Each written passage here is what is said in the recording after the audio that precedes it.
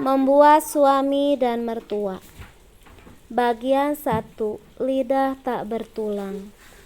Bram, kamu jangan lupa nanti malam kita mau pergi kondangan. Anaknya teman mama, ucap mama sembari menyuapkan makanannya. Iya mah, jawab Mas Bram santai. Shh. Kedua tangannya sibuk menyendok makanan dalam piringnya. Mas, aku ikut ya, pintaku tiba-tiba. Entah keberanian dari mana aku bisa berucap demikian.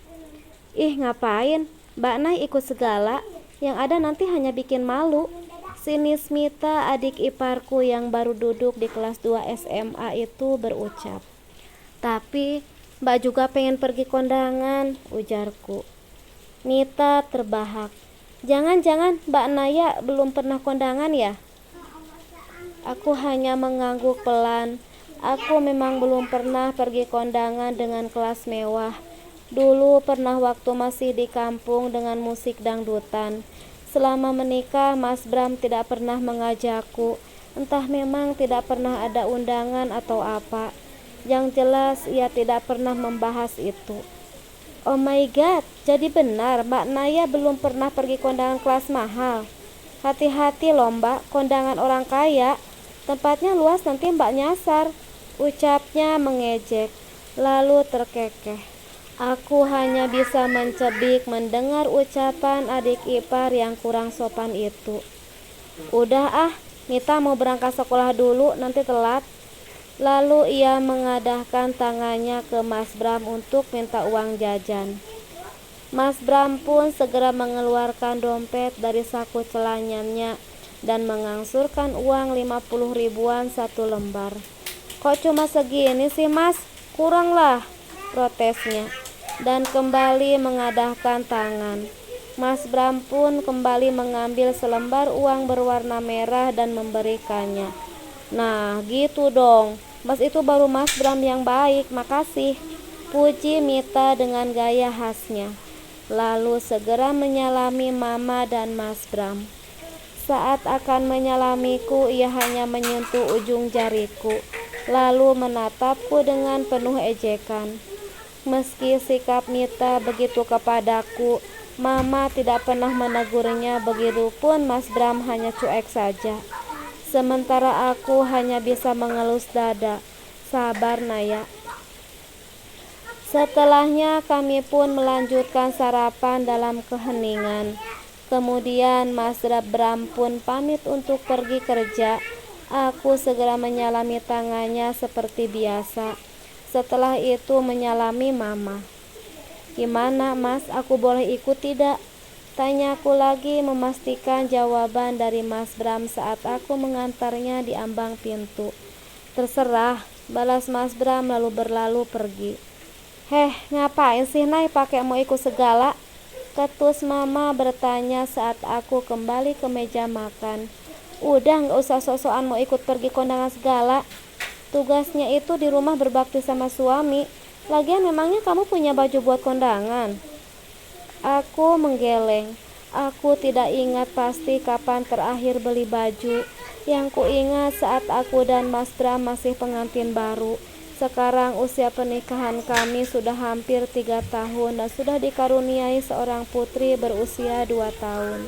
Udah, gak usah kebanyakan gaya, cepat beresan meja makannya. Sebelum Rania bangun nanti dia rewel bikin Mama pusing. Mama bangkit dari kursinya dan berlalu meninggalkanku. Ah, memangnya apa salahku ingin ikut pergi kondang bersama suami dan mertua? Aku juga ingin seperti orang-orang yang bahagia seperti bersama. Aku juga ingin seperti orang-orang yang bahagia pergi bersama. Aku menghela napas dan membuangnya perlahan. Setelah kerja seharian, rasanya aku juga ingin pergi keluar merefresh otak yang terasa keram dengan segala pekerjaan rumah yang tidak pernah habis. Aku pernah meminta untuk punya pembantu khusus beres-beres rumah, biar masak tidak apa aku saja. Rasanya begitu lelah dengan segudang pekerjaan rumah, ditambah cucian Mama dan juga Mita harus aku yang mengerjakan. Belum lagi aku juga harus mengurus Rania yang jauh lebih penting dari pekerjaan rumah. Alah sok gaya, pakai minta pembantu segala, ucap mama kala itu. Apalah dayaku yang statusnya hanya menantu dan numpang tinggal di rumah mertua. Setelah beberapa jam pulang kerja, Mas Bram sudah terlihat rapi dengan setelan kemeja warna marun serta celana kain hitam yang sudah kusetrika sore tadi. Aku pun begitu antusias bersiap untuk ikut pergi. Setelah membuka lemari pakaian, ku termangu. Baju mana yang harus kupakai? Rasanya tidak ada yang cocok untuk pergi kondangan. Dek, cepetan, Mama sama Mita sudah nunggu, ucap Mas Bram. Iya Mas, aku cocoknya pakai baju mana ya Mas? Tanyaku lesu, berharap ada solusi. Mas Bram melihat ke dalam lemari. Ia melihat beberapa pakaianku, lalu menghela napas. Terserah, cepetan. Nanti Mama marah kalau kelamaan nunggu. Mas tunggu di depan sama Rania. Aku hanya mengangguk bercampur bingung. Akhirnya aku memilih sebuah gamis hitam polos dengan kerudung senada. Kupikir tidak apa kalaupun sudah ketinggalan zaman, yang penting sopan. Astaga Mbak, mau ikut kondangan apa ngelayat? Tanya Mita pecah. Tawa Mita pecah saat melihatku keluar dari kamar. Kulihat Mama pun terkikik entah apa yang lucu. Sementara Mas Bram hanya menghela napas. Maaf, aku cuma punya ini, jawabku. Penampilan Mita sama Mama memang sangat cantik dan elegan, seperti artis yang sering kulihat di TV. Sangat berbeda jauh denganku. Bram, Mama gak habis pikir dipelet apa kamu sama Naya sampai punya istri kayak gini. Udah miskin kampungan lagi, ketus Mama. Coba lihat abangmu, Fatir, sudah punya istri cantik, kaya, royal lagi sama Mama, juga adikmu.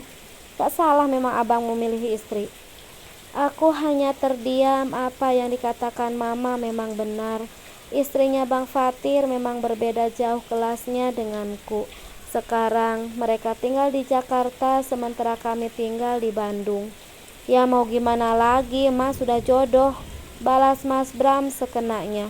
Udahlah, ayo kita berangkat, nanti telat. Nanti di tempat acara kamu sama anakmu jangan dekat-dekat, nanti malah bikin malu, ucap Mama lagi sebelum naik ke dalam mobil. Aku hanya diam, tidak menanggapi karena menahan sesak juga air yang rasanya ingin keluar dari kedua netraku. Tetapi aku tidak boleh menangis, nanti Mama tambah marah dan tidak jadi mengajakku. Heh, kamu dengar tidak? Lagi Mama berucap dengan nada tinggi. Ucapannya sungguh tidak seanggun penampilannya saat ini.